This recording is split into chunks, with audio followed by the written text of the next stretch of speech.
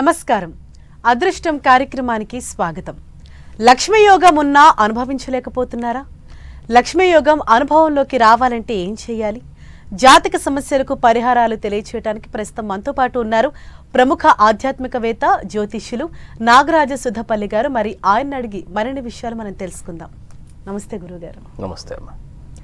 ముందుగా లక్ష్మీ యోగం అంటే ఏంటంటే మనం చాలాసార్లు వింటూ ఉంటాము, లక్ష్మీ యోగం ఉన్నప్పటికీ కూడా నీకు ఆ ప్రాప్తి లేదు, నువ్వు అనుభవించలేకపోతున్నావని. అంటే అసలు ఈ వాడుక ఏ విధంగా వచ్చింది, దీని అర్థం ఏంటి?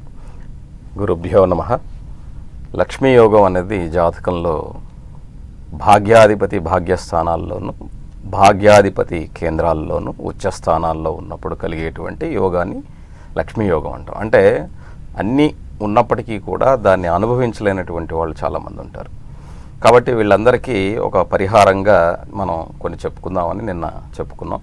అందులో భాగంగా గురువు రాహువుతో కలిసి, అంటే భాగ్యాధిపతి అయి రాహువుతో కలిసి గురువు కేంద్రాల్లో ఉన్నప్పుడు ఎటువంటి పరిహారం చేసుకోవాలి అన్నదానికి మీకు నేను చెప్పేది ఏమిటంటే, గురువారం రోజున చక్కగా మనకి దక్షిణామూర్తి గుడికి వెళ్ళండి. అంటే శివాలయంలో దక్షిణామూర్తి ఉంటారు. ఆయనకి మనం ఎల్లో గన్నేరు, అంటే పసుపచ్చ గన్నేరు పూలు ఉంటాయి. ఆ గన్నేరు పూలతో అవి దొరకనప్పుడు మనం ఏం చేయలేం. గన్నేరు పూలతో పూజ చేయటం ద్వారా ఆ గురు రాహువుల యొక్క ఇబ్బంది నుంచి బయటపడి ఆ లక్ష్మీ యోగం ఏదైతే ఉందో అనుభవంలోకి వస్తుంది. అలాగే గురువు కేంద్రం దోషం పట్టి ఉన్నప్పుడు కూడా కొంతమందికి ఎంత ఉన్నా కూడా దాన్ని అనుభవించలేరు. కాబట్టి అలాంటి వాళ్ళు మీరు తప్పకుండా గురువైనటువంటి దత్తాత్రేయుని సేవించడం ద్వారా మీకు యోగం ఉంటుంది. అలాగే లక్ష్మీ యోగం ఉండి కూడా అనుభవించలేనటువంటి చాలామందికి పరిహారం ఏమిటంటే, ఒక చిన్న లక్ష్మీదేవి యొక్క వెండి ప్రతిమను తీసుకొని మీరు ప్రతి పౌర్ణమికి లేదా అమావాస్యకి తప్పకుండా అమ్మవారిని అష్టోత్తరంతో తెల్లటి పువ్వులతో పూజ చేయండి. తప్పకుండా దానివల్ల అది మీకు అనుభవంలోకి వచ్చేదానికి మార్గం సుగమం అవుతుంది. అలాగే ఆరోగ్యం, లక్ష్మి అంటే ఆరోగ్యం, అంటే ఆరోగ్యమే మహాభాగ్యం. కాబట్టి ఆరోగ్యం లేనటువంటి వాళ్ళు చాలామంది ఉంటారు. ఐశ్వర్యం ఉన్నప్పటికీ, అంటే డబ్బులు ఉన్నప్పటికీ అది అనుభవించే ఆరోగ్యం లేనటువంటి వాళ్ళు ఉంటారు. ఇలాంటి వాళ్ళు తప్పకుండా గోమాతని సేవించండి. శుక్రవారం రోజున గోమాతని సేవించడం ద్వారా, గోవుని ఆదరించడం ద్వారా ఆ గోవు మిమ్మల్ని ఆదరిస్తుంది. చాలామంది ఇక్కడ పరిహారం అన్నటువంటిది వ్యక్తిగతమైన, జ్యోతిషం అనేది వ్యక్తిగతమైనప్పుడు పరిహారం కూడా వ్యక్తిగతం. కాబట్టి మీకు మీరుగా చేసుకునేటువంటి చిన్న చిన్న మార్గాలు మీకు నేను ప్రతిరోజు షోలో చెప్తూ ఉంటాను. మీకు నచ్చితే వాటిని ఫాలో అవ్వచ్చు. అలాగే గురువు గారు, మరిన్ని విషయాలు మనం మాట్లాడుకునే ముందు కాలర్ రెడీగా ఉన్నారు. సికింద్రాబాద్ నుంచి పద్మావతి గారు. హలో హలో పద్మావతి గారు. నమస్తే అండి, చెప్పండి, ఎవరి గురించి తెలుసుకోవాలి? నేను మా అబ్బాయి గురించి తెలుసుకోవాలండి. చెప్పండి, డేట్ ఆఫ్ బర్త్ చెప్పండి. 1986. ఓకే. జూలై 5 మధ్యాహ్నం 2 గంటలకి. ఓకే అండి. 2:10 అండి, 2:10-15 మధ్యలో. ఓకే అండి. ఎక్కడ పుట్టారు? పుట్టింది పటంచెరు. సరేనండి, గురువుగారు చూసి చెప్తారు. ఓకేనండి. ఇక్కడ మీ అబ్బాయి జన్మ లగ్నం వచ్చేసి వృచ్చిక లగ్నం, రాశి వచ్చేసి తులారాశి, నక్షత్రం వచ్చేసి స్వాతి నక్షత్రం 2వ పాదం.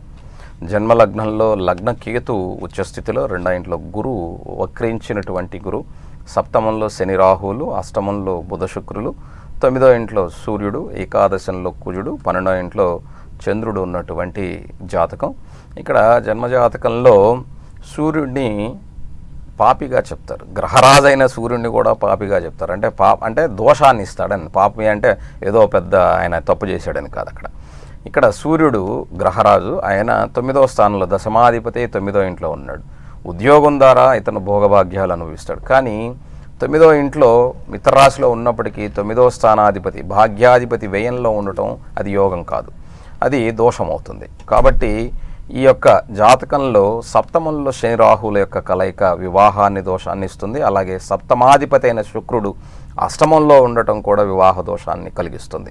గురువు 2వ స్థానంలో ఎంత ఉన్నప్పటికీ కూడా ఇక్కడ గురువు యొక్క దృష్టి అష్టమ స్థానం మీద ఉంది. కాబట్టి వివాహం జరుగుతుంది, కానీ వచ్చేటువంటి అమ్మాయి జీవితంలో అంటే వాళ్ళిద్దరికీ పొంతన అంటే వాళ్ళిద్దరికీ ఎలా ఉంటుందని గమనించుకునే ఇది ఉంటేనే బాగుంటుంది. ప్రస్తుతం గురుమహాదశలో కేతువు జరుగుతూ ఉన్నది.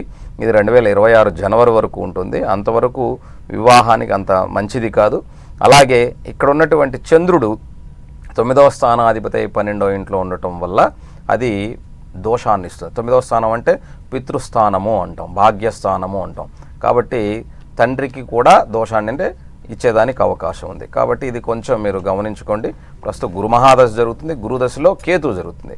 కాబట్టి కేతు ఆయన లగ్నంలో ఉచ్చ స్థితిలో ఉండటం వల్ల ఆయనకు నచ్చినట్టుగానే ఉంటాడు తప్ప ఇంకెవరు చెప్పినా ఆయన వినడు. అలాగే గురువు గారు మరొక కాలర్ ఉన్నారు, అనంతపురం నుంచి చంద్రసాయి గారు. హలో. హలో, నమస్తే అండి.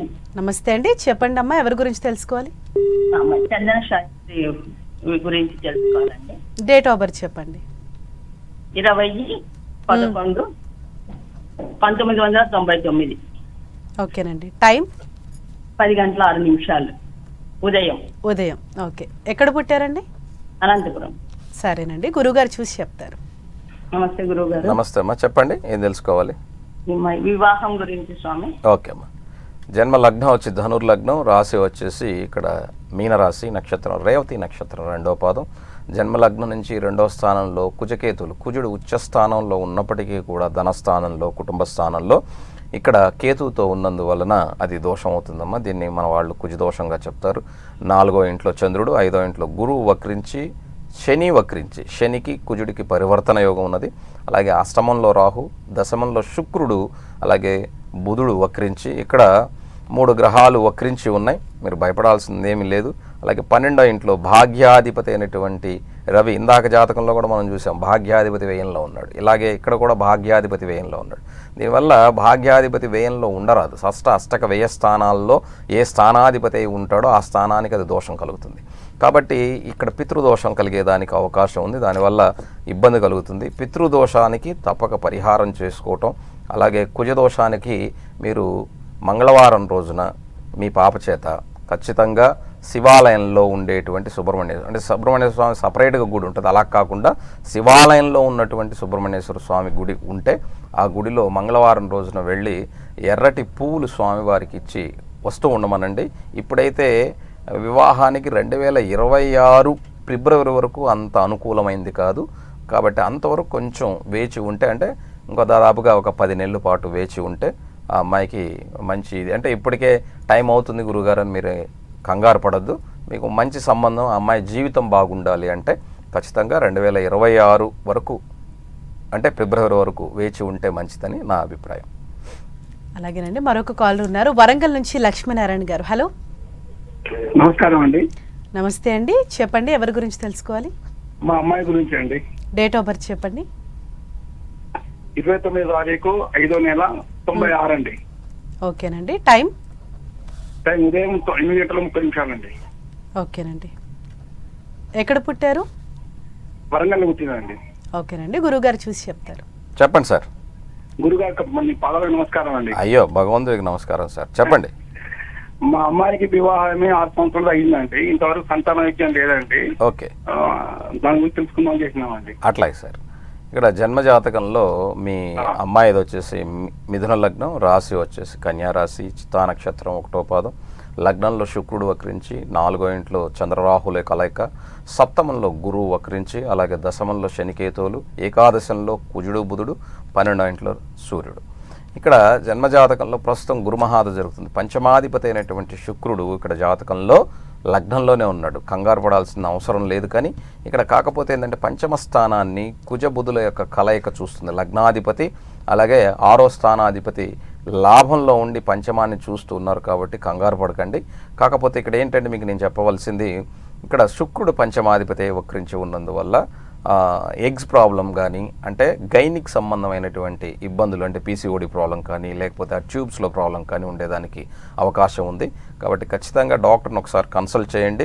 ఈ అమ్మాయికి సంతానం లేకుండా ఏం లేదు, సంతానం ఉన్నది. అయితే ప్రస్తుతం గురు మహాదశలో బుధుడు యొక్క అంతర్దశ జరుగుతుంది. కాబట్టి ఈ జూలై తర్వాత ఆ అమ్మాయికి సంతాన యోగం ఉంది. కాకపోతే ఒకసారి వెళ్ళి డాక్టర్ని కన్సల్ట్ చేసి ఏ ప్రాబ్లం ఉందో దానికి తగిన మెడిసిన్ తప్పకుండా తీసుకోమని చెప్పండి. సంతానం అయితే ఉంది. అలాగే గురువుగారు, మనం ఇందాక లక్ష్మీ యోగం గురించి మాట్లాడుకుంటున్నాం. అంటే ఈ లక్ష్మీ యోగం అనుభవంలోకి రావాలంటే ఏం చేయాలి? నిజంగానే కొంతమంది ఆ పరిహారాలు చేసుకుంటే సరిపోతుంది, ఫలితం వస్తుంది అంటారు. అంటే నిజంగానే పరిహారం చేసుకుంటే ఫలితం వస్తుందా? ఇక్కడ పరిహారం అన్నది ఏంటంటే అమ్మ, ప్రశ్నకి సమాధానం ఉన్నట్టుగా ఈ ప్రపంచంలో ప్రతి సమస్యకి పరిహారం అంటే పరిష్కారం ఉంటుంది. అలాగా కాకపోతే చాలామంది మన వాళ్ళు ఏం చేస్తారంటే స్వయంగా చేసుకోకుండా ఎవరో చేత, అంటే మా ఇంట్లో మా అబ్బాయి రాడండి గుడికి, కాబట్టి నేను వెళ్ళి మా అబ్బాయి చొక్కా పెట్టుకొని నేను పరిహారం చేస్తాను, లేదా మా వారు రారండి ఆయన కండవ పట్టుకెళ్ళి నేను చేస్తాను. ఇది అబద్ధం అండి. కాకపోతే అలా మీ మనసుని తృప్తిపరిచేందుకు చెప్పటమే తప్ప అది జరగదు. ఎందుకంటే జబ్బు మనకైతే పక్కన వాళ్ళు టాబ్లెట్ వేసుకుంటే, పక్కన వాళ్ళు హాస్పిటల్కి వెళ్తే డాక్టర్ వాళ్ళని చూసి మందు రాయడు. ఎవరైతే జబ్బు పడ్డారో వాళ్ళు డాక్టర్ దగ్గరికి వెళ్ళాలి, ఆయన రాసిన మందు ఆయనే వేసుకోవాలి, అప్పుడే జబ్బు తగ్గుతుంది. అలాగే ఎవరికైతే దోషం ఉన్నదో వాళ్ళు తప్పకుండా విశ్వాసంతో, ఎందుకంటే నమ్మకం లేనిది ఈ ప్రపంచంలో ఏదీ నడవదు. ఈ నమ్మకం ఉంటేనే ఏదైనా మనం సాధించగలుగుతాం. అంటే మన మీద మనకు కాన్ఫిడెంట్ ఉంటేనే ఇది సాధించగలుగుతాం. ఆ కాన్ఫిడెన్స్ లేనప్పుడు మనం సాధించలేము, ఎంత తెలివి ఉన్నా కూడా. అలాంటిది ఇది కూడా. కాబట్టి ఎవరికి వాళ్ళు స్వయంగా చేసుకోగలిగితేనే ఆ పరిహారం అన్నది తప్పకుండా జరుగుతుంది. జరగకుండా అయితే ఏముండదు. అయితే మీకు ఆ విశ్వాసం నమ్మకం ఉన్నట్లయితే పరిహారం అనేది జరుగుతుంది. పరిహారం స్వయంగా చేసుకోవాలి. అందుకని నేను చిన్న చిన్నవి స్వయంగా చేసుకునేవే మీ అందరికీ నేను చెప్తున్నాను. ఎందుకంటే హోమాలు యజ్ఞాలు ఇవన్నీ ఏమిటంటే అది బాగా డబ్బులుంటే మీ ఇష్టం, లేనటువంటి వాళ్ళు ఏం చేయాలి? కాబట్టి భగవంతుడు అందరినీ సమానంగానే చూస్తాడు. వాళ్ళ తప్పుదలకి శిక్ష ఉన్నట్టుగా వాళ్ళ జన్మ కర్మను బట్టి వాళ్ళకి యోగాలు అవయోగాలు ఉంటాయని మన వాళ్ళు ఈ శాస్త్రం ద్వారా చెప్పడం జరిగింది. కాబట్టి దానికి కూడా చిన్న చిన్న పరిహారాల ద్వారానే మనం ముందుకు వెళ్ళేదానికి అవకాశం ఉంటుంది. కాబట్టి అంటే ఒక దారి ఎప్పుడూ కూడా మనం వాయిదా వేయకూడదు. ఏ పనైనా సరే చిన్న ఎక్స్క్యూజ్ తీసుకోవచ్చు, కానీ దాన్ని మొత్తానికి మానేస్తాం అనకూడదు. అందువల్ల ఆ చిన్న ఎక్స్క్యూజ్ లాగా మన పరిహారం ఉండాలి. కాబట్టి అలా ఉంటేనే నువ్వు అందులో నుంచి ఒక దారి కనపడి ముందుకి నీ కర్మని ఛేదించుకుంటూ వెళ్తావు. కాబట్టి పరిహారం స్వయంగా చేసుకోండి. ఆ స్వయంగా చేసుకోవడం ద్వారా మీకు సత్ఫలితాలు కలుగుతాయి. అలాగే గురువుగారు, కాలర్ ఉన్నారు ఏలూరు నుంచి సుమ గారు. హలో. హలో, సుమ గారు చెప్పండి, ఎవరి గురించి తెలుసుకోవాలి? నా గురించేనండి. డేట్ ఆఫ్ బర్త్ చెప్పండి. ఆగస్టు 30, 1991. 91. అవును. టైం అండి? తెలియదండి. ఈవినింగ్ అని తెలుసు, పర్టికులర్ టైం తెలియదు. సరేనండి, గురువుగారు చూసి చెప్తారు. చెప్పండి అమ్మా, ఏం తెలుసుకోవాలనుకో. నమస్కారం, బాధాబంధన. నమస్తే తల్లి, చెప్పండి. అదే నా గురించేనండి. వైవాహిక జీవితం గురించి ఎలా ఉంటుందో తెలుసుకుందాం. అంటే ఇంట్లో బాగా చికాకులుగా, గొడవలుగా, ప్రశాంతత లేకుండా ఉంటుంది. అమ్మా, ఇక్కడ మీ యొక్క జన్మ లగ్నం వచ్చేసి సింహ లగ్నం, అంటే సాయంత్రం పూట అన్నారు కాబట్టి మీరు టైం సరిగ్గా లేదు కాబట్టి మీకు నేను చెప్తున్నాను. ఎందుకంటే ఇప్పుడు మీరే ఇది చెప్పారు, ఏమని ప్రశాంతత లేకుండా కుటుంబంలో గొడవలు ఉన్నాయని చెప్పేసి వైవాహిక జీవితం గురించి అడిగారు, మీరే అడిగారు ఇప్పుడు. కాబట్టి నాకు తెలిసినంత వరకు మీ లగ్నం, మీరు సాయంత్రం పూట 5:30 ఆ సమయంలో జన్మించినటువంటి జననం. లగ్నంలో రవి బుధ గురువులు, అంటే రవి గురువు శుక్రుడు ఉన్నారు. 2వ ఇంట్లో కుజుడు కుజదోషంలో, అలాగే 5వ ఇంట్లో రాహు, 6వ ఇంట్లో శని వక్రించి, సప్తమాధిపతి 6వ ఇంట్లో ఉండటం స్వస్థానం కాబట్టి వివాహం జరిగింది, లేకపోతే ఇంకా ఆలస్యమై ఉండేది. ఇక్కడ 9వ ఇంట్లో చంద్రుడు వ్యయాధిపతి 9వ ఇంట్లో ఉన్నాడు, కుటుంబాధిపతి వ్యయంలో ఉన్నాడు. ఇవన్నీ కారణాలమ్మ. కాబట్టి ఇప్పుడు చంద్రమహాదశలో శని జరుగుతూ ఉంది. కాబట్టి చంద్రుడు మనస్కారకుడై ఉన్నందువల్ల, వ్యయాధిపతి అయి భాగ్యంలో ఉన్నందువల్ల ఉన్నా కూడా మీరు ఇబ్బంది పడతారు. ఇందాక చెప్పినట్టుగా పరిహారాలు తప్పకుండా చేసుకోండి. మీకు శుక్రవారం రోజున గోమాతను తప్పకుండా సేవించండి తల్లి, మీకు ప్రశాంతత అనేది లభిస్తుంది. ఇక్కడ ఈ చంద్రమహాదశలో శని జరుగుతూ ఉంది కాబట్టి, శని అంటే కర్మ అని అర్థం. అందులో కూడా సప్తమ స్థానాధిపతి అయి 6వ ఇంట్లో ఉన్నందువల్ల భాగస్వామ్యం ద్వారా మానసిక ఆందోళన ఉంటుంది. భాగస్వామ్యం అంటే అది భర్త కావచ్చు, లేకపోతే మనం చేసే పనిలో ఉండేటువంటి వ్యక్తులు కావచ్చు, మన సహచరులు కావచ్చు. కాబట్టి దీన్ని కొంచెం గమనించుకోండి. దానివల్ల మానసిక శాంతి అనేది లేకుండా ఉండాలి అంటే మీకు మీరుగా మోటివేట్ అవ్వండి. తప్పకుండా గోమాతను సేవించండి. దాని ద్వారా మీకు ఒక ఆత్మ, అంటే మానసిక ప్రశాంతత లభించేదానికి అవకాశం ఉంటుంది. అలా గురువు గారు, మరో కాల్ ఉన్నారు హనుమకొండ నుంచి జ్యోతి గారు. హలో. హలో. హలో, నమస్తే. నమస్తే అండి, చెప్పండి. మా పాప గురించి తెలుసుకుందాం అనుకుంటున్నాను. ఓకే అండి, డేట్ ఆఫ్ బర్త్ చెప్పండి. జనవరి 28, మ్మ్. 2011, ఓకే అండి. Time 8:51 night. నైట్ 8:51. అవునండి. అలాగేనండి. ఏ ఊర్లో పుట్టారమ్మా? ఆలేరండి. చెప్పండి తల్లి, ఏం తెలుసుకోవాలి? పాప చదువు ఎట్లుంది? పాప ఇంట్లో కొంచెం వాళ్ళ నాన్నతోటి సరిగా బిహేవ్ చేయట్లేదండి. అలాగే వాళ్ళు ఇద్దరికి చెప్తాను. ఇక్కడ మీ ప్రశ్న తండ్రితో సరిగ్గా ఉండకపోవటం, ఆ బిహేవియర్ సరిగ్గా లేదు. ఆ పాప ఎలా ఉంటుంది? సింహలగ్నం ఆమెది, అలాగే రాశి వృశ్చిక రాశి, నక్షత్రం అనురాధ నక్షత్రం 3వ పాదం. లగ్నం నుంచి 2వ ఇంట్లో శని వక్రించి, 4వ ఇంట్లో చంద్రశుక్రులు, 5వ ఇంట్లో బుధరాహువులు, 6వ ఇంట్లో రవికుజులు, అలాగే అష్టమంలో గురు, ఏకాదశంలో కేతు ఉన్నటువంటి జాతకం. ఇక్కడ భాగ్యాధిపతి అయినటువంటి గురువు, ఇక్కడ కుజుడు, భాగ్యాధిపతి అయినటువంటి కుజుడు 6వ స్థానంలో ఉచ్చస్థితిలో లగ్నాధిపతి అయినటువంటి సూర్యునితో కలిసి ఉన్నందువల్ల తప్పకుండా వాళ్ళ నాన్నగారితో విభేదాలు ఇప్పటికే కాదు ఎప్పటికీ ఉండేదానికి అవకాశం ఉంటుంది. కాబట్టి దాన్ని మీరు పెద్దగా పట్టించుకోవద్దు. ఎందుకంటే మన పూర్వీకులు చెప్తారు, పుణ్యం కొద్ది పురుషుడు, దానం కొద్ది బిడ్డలు అంటారు. అలాగే పోయిన జన్మలో అప్పు తీసుకున్నాడో, లేకపోతే మన మీద కోపం ఉన్నాడో ఈ జన్మలో బిడ్డలుగా పుడతారని చెప్తూ ఉంటారు. అలాగ అనుకోండి దయచేసి, అప్పుడు మనకి అది కొంచెం ప్రశాంతత అనేది ఉంటుంది. ఎందుకంటే ఈ పాప జన్మ లగ్నం నుంచి చూసినట్లయితే భాగ్యాధిపతి, ఇందాకే చెప్పాను 6, 8, 12 స్థానాల్లో భాగ్యాధిపతి ఉండకూడదు. అలాగే 12, 6, 8, 12 స్థానాధిపతులు భాగ్యరాశిలోనూ ఉండకూడదు. కాబట్టి దానివల్ల ఇబ్బందులు కలుగుతాయి. కాబట్టి అది దోషం అవుతుంది. ఉచ్చస్థానంలో ఉన్నప్పటికీ కూడా పితృదోషాలుగా మారిపోతాయి. దానివల్లే వాళ్ళతో శత్రుత్వం ఏర్పడడానికి గల కారణం అవుతుంది.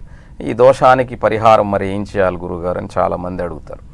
భీష్మ ఏకాదశి రోజు కానీ, అలాగే మహాలయ అమావాస్య రోజు కానీ తప్పకుండా మీరు మీ యొక్క పిల్లల చేత, అంటే తల్లిదండ్రులు ఉన్నటువంటి వాళ్ళు చెయ్యొచ్చా గురువు గారు అని చాలామంది ఆపుతూ ఉంటారు. భీష్ముడికి ఈ ప్రపంచంలో ఎవరు లేరు, మనమే ఆయన పిల్లలం. తల్లిదండ్రులు ఉన్నటువంటి వాళ్ళందరూ కూడా భీష్మ ఏకాదశి రోజున ఆయనకి తర్పణం సమర్పించడం ద్వారా మనకు పితృదోషాలు తగ్గుతాయి. ఇది చాలా అద్భుతమైనది. పెద్ద దానికి ఏమి పరిహారాలకి, ఆ పితృదోషాలు తగ్గేదానికి భీష్ముడికి అంత తర్పణం ఇచ్చేది అదొక పెద్ద పని కాదు. అది ఇంట్లోనే చేయొచ్చు, ఏ గుడికి వెళ్ళాల్సిన అవసరం లేదు. భీష్మ పితామహుని తలుచుకొని అది చేయటం, లేదు కుదరనటువంటి వాళ్ళు మహాలయ అమావాస్య రోజున తప్పకుండా ఆయన్ని తలుచుకొని, ఎందుకంటే మన వాళ్ళు పెద్దవాళ్ళకి చేస్తే మీ తండ్రి ఉన్నాడు ఎలా చేస్తారు అని చెప్పేసి పిచ్చి మాటలు చెప్తూ ఉంటారు. కాబట్టి దయచేసి అది వినకుండా భీష్మ పితామహుని తలుచుకొని ఆ రోజైనా సరే మీరు తర్పణాన్ని ఇచ్చినట్లయితే, అంటే మీ పెద్దలకు కాకుండా, అంటే మీ పెద్దలకు మీ తల్లిదండ్రులు ఇచ్చుకుంటారు, కానీ భీష్ముడికి ఇస్తే ఎటువంటి దోషమైనా సరే పితృదోషాలు తగ్గుతాయి. దానివల్ల వాళ్ళ జీవితంలో వాళ్ళగా రియలైజ్ అయ్యి వాళ్ళ యొక్క జీవితం బాగుంటుంది. అలాగే గురుగారు మరో కాలర్ ఉన్నారు, నెల్లూరు నుంచి షాను గారు. హలో హలో నమస్తే మేడం. నమస్తే అండి, చెప్పండి అమ్మా, ఎవరి గురించి తెలుసుకోవాలి? మా అబ్బాయి గురించి అడుగుదామని madam. Okay, date of birth చెప్పండి. 4/5/94. 94. టైం అండి? 11:42-43 మేడం. ఉదయమా రాత్రి అండి? ఉదయం మేడం. ఉదయం. ఎక్కడ పుట్టారు? ప్రకాశం జిల్లా రామాయపట్నం అని. సరేనండి, గురువుగారు చూసి చెప్తారు. చెప్పండి అమ్మా, ఏం తెలుసుకోవాలి అబ్బాయి గురించి? అబ్బాయి పెళ్లి కావడం లేదు సార్. అదే ఓకే, మీ అబ్బాయి జన్మ లగ్నం వచ్చేసి ఇక్కడ సింహలగ్నం, రాశి వచ్చేసి ఆయనది మిథున రాశి, నక్షత్రం పునర్వసు నక్షత్రం 1వ పాదం. లగ్నంలో గురువు శని, అలాగే 5వ ఇంట్లో రాహు, సప్తమంలో కుజుడు, అలాగే 9వ ఇంట్లో శుక్రుడు, అలాగే జాతకంలో ఇక్కడ 10వ ఇంట్లో రవి, ఏకాదశంలో బుధ, చంద్రకేతువుల యొక్క కలయిక ఉన్నటువంటి జాతకం. ప్రస్తుతం గురు మహాదశ జరుగుతుంది. ఈ మే 25 తర్వాత తప్పక వివాహం జరిగేదానికి అవకాశం ఉన్నది. మీరు కంగారు పడకండి. ఎందుకంటే మే 25 నుంచి నెక్స్ట్ ఇయర్ మే 2వ తారీఖు లోపుగా, అంటే ఈ సంవత్సరం తప్పక వివాహం అయ్యేదానికి మీ అబ్బాయికి అవకాశం ఉంది. ఎందుకంటే ఆల్రెడీ 31 అయిపోయి రేపు మేకి 32 వచ్చేస్తాయి కదా, కంప్లీట్ అయిపోతాయి కదా, 31 అయిపోతుంది కదా. కాబట్టి కంగారు పడాల్సిన అవసరం లేదు. ఎందుకంటే జన్మజాతకంలో సప్తమంలో కుజుడు ఉండటం ద్వారా దీన్ని కుజదోషంగా చెప్పబడుతుంది. ఈ కుజదోషం ఉన్నటువంటి వాళ్ళకి సహజంగా ఆలస్యంగా వివాహం అవుతూ ఉంటుంది. కాబట్టి ఇంతవరకు వెయిట్ చేశారు కాబట్టి రేపు మే తర్వాత అంటే ఈయన జన్మదినం అయిన తర్వాత నుంచి మరలా వచ్చే జన్మదినం లోపుగా ఖచ్చితంగా వివాహానికి మంచి సమయం, జరిగేటువంటి దశాంతర దశలు కూడా అనుకూలిస్తాయి. మరో కాల్ ఉన్నారండి, వైజాగ్ నుంచి నరసింహ ప్రసాద్ గారు. హలో బాబు నమస్తే. నమస్తే అండి. అమ్మా నమస్తే. నమస్తే అండి, చెప్పండి ఎవరి గురించి తెలుసుకోవాలి? మా కుర్రోడండి సందీప్ పండ. ఓకే అండి, డేట్ ఆఫ్ బర్త్ చెప్పండి. 18/10/1996. 18 జనవరి 18/10/1996. ఓకేనండి, 96. టైం అండి? టైం 7:40 ఉదయమా? ఉదయం 7:40. ఓకే, ఎక్కడ పుట్టారండి? శ్రీకాకుళం జిల్లా కొత్తూరులో. మా ఉంటాం హైదరాబాద్ లో ఉంటాం. ఓకేనండి. ఏం తెలుసుకోవాలి సార్ చెప్పండి. అదే బాబు చేత సంబంధాలు సెట్ అవ్వట్లేదు, జీవితం ఎలాగెళ్తుంది ఏంటంటే మరి నాకు కొద్ది 10 అలాగే అర్థమైంది. లగ్నం వచ్చేసి వృశ్చిక లగ్నం, రాశి వచ్చి ధనుర్రాశి, నక్షత్రం మూలా నక్షత్రం 3వ పాదం. చాలామందికి మూలా నక్షత్రం అన్నా, ఆరుద్ర నక్షత్రం అన్నా, ఆశ్లేష నక్షత్రం అన్నా వీళ్ళందరికీ ఒక దురభిప్రాయం ఉన్నది. దయచేసి తప్పుగా అనుకోకండి.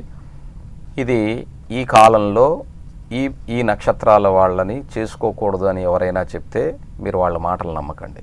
ఎందుకంటే మూలా నక్షత్రంలో జన్మించినటువంటి వాళ్ళు సరస్వతీ పుత్రులు, ఖచ్చితంగా బాగా చదువుకుంటారు.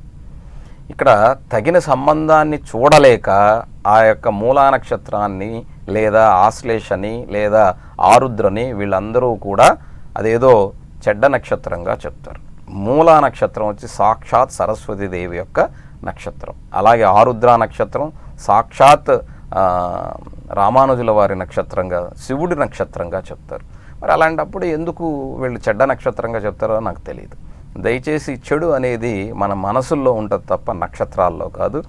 ఈ మూలా నక్షత్రం అన్నంత మాత్రం చేత అది చెడ్డది కాదు, దయచేసి గుర్తుపెట్టుకోండి. అలాగే ఈ అబ్బాయికి వివాహం అవ్వట్లేదు, ఎలా వెళ్తుంది జీవితం అని మీరు భయపడుతూ ఉన్నారు. మీరు భయపడకండి. ఎందుకంటే 6వ స్థానాధిపతి ఇక్కడ 9వ ఇంట్లో నీచపడిపోయి ఉండటం వల్ల మీకు అలా అనిపిస్తూ ఉండవచ్చు. తండ్రిగా మీకు భయం, ఆందోళన ఉండొచ్చు. ఇది కూడా పితృదోషమే. అంటే తండ్రికి ఆనందం కలగదు. ఎంత మంచి కొడుకున్నా కూడా అదేందో కర్మ, తల్లిదండ్రులకి భయం ఉంటుందన్నమాట. కాబట్టి మీరు భయపడకండి దయచేసి. ఇక్కడ ఈ అబ్బాయి జాతకంలో ఇప్పుడు చంద్రమహాదశ జరుగుతుంది. చంద్రుడు భాగ్యాధిపతి అయి ధనస్థానంలో ఉన్నందువల్ల భయపడకండి. కాబట్టి ధనుర్రాశికి అర్ధాష్టమ శని ఉండటం వల్ల వీళ్ళ తల్లిగారి యొక్క ఆరోగ్యము, అలాగే విద్య అంటే అతను ఏదైనా ఇంకా కూడా చదువుకునేటట్టుగా ఉంటే అందులో భయం ఉంటే ఆ భయాన్ని వదిలేయమనండి. అలాగే ప్రయాణించేటప్పుడు వాహనాల్లో జాగ్రత్తగా ప్రయాణించమనండి. అంతే తప్ప పెద్ద దోషాలంటూ ఏమీ లేవు. ఇక్కడ ఆ పితృదోషం ఉన్నది. ఇందాక చెప్పిన పరిహారం చేసుకోండి, బాగుంటుంది జీవితం. అలాగే గురుగారు చాలా చక్కగా వివరించారు. ఇక ముగించే ముందు ఇక రేపు మనం దేని గురించి చర్చించుకోబోతున్నాం? ఇక్కడ మనందరం కూడా ఇప్పుడే వీళ్ళందరూ వివాహ దోషాల గురించి అడిగారు. ఆ వివాహ దోషాలు ఎలా ఉంటాయి, ఏ విధంగా ఓన్లీ ఒక కుజదోషం మాత్రమే వివాహ దోషమా, లేకపోతే ఇంకా ఏ గ్రహాలు ఉండటం వల్ల వివాహ దోషం ఉంటుంది, అలాంటి విషయాలన్నీ కూడా రేపు కార్యక్రమంలో తెలుసుకుందాం. అంతవరకు సెలవు. నమస్తే. నమస్తే గురువుగారు. ఇది ఇవాల్టి అదృష్టం కార్యక్రమం. చూస్తూనే ఉండండి 10 TV. నమస్తే.